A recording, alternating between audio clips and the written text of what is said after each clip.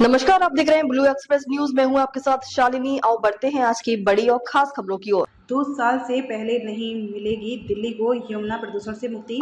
अभी महज 9 सालों का पानी हो पा रहा है ट्रीट।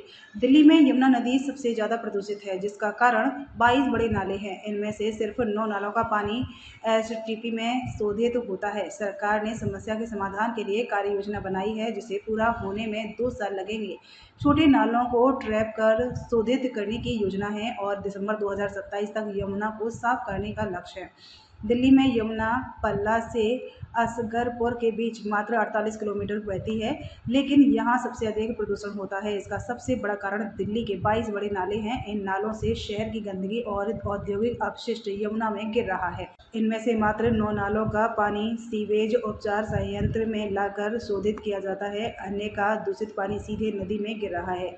इसके समाधान के लिए सरकार ने कार्य योजना तैयार की है, जिसके पूरा होने में 2 वर्ष से अधिक का समय लगेगा। यमुना में गिरने वाले नालों के पानी को ट्रैप कर शोधित करना बड़ी चुनौती है। वजीराबाद से ओखला के बीच लगभग 22 किलोमीटर के हिस्से में लगभग 22 बड़े नाले नदी में मिल रहे हैं।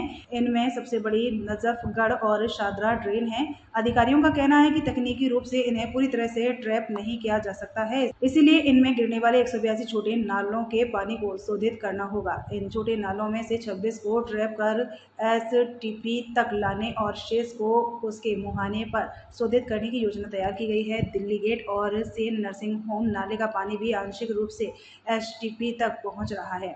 भाजपा सरकार का कहना है कि नालों के पानी को एसटीपी तक लाकर उसे शोधित करने के लिए पिछली सरकार द्वारा ठोस कदम नहीं उठाए गए। अब तक सिर्फ 9 नालों का पानी ही एसटीपी तक पहुंच रहा है।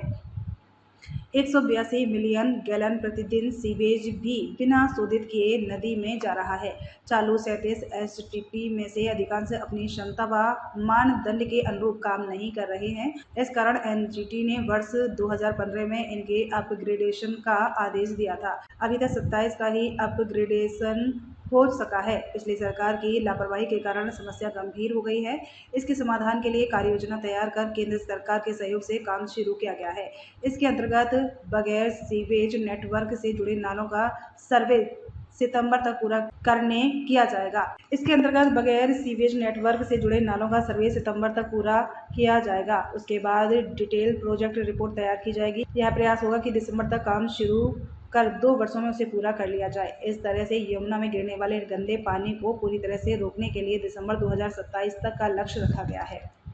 ऐसे ही लेटेस्ट अपडेट पाने के लिए हमारे चैनल को लाइक, फॉलो, सब्सक्राइब करें और बेल आइकन दबाना ना भूलें। अगर आप हमें फेसबुक, ट्विटर या इंस्टा के माध्यम से देख रहे हैं तो हमें फॉलो और कमेंट करें। धन्यवाद।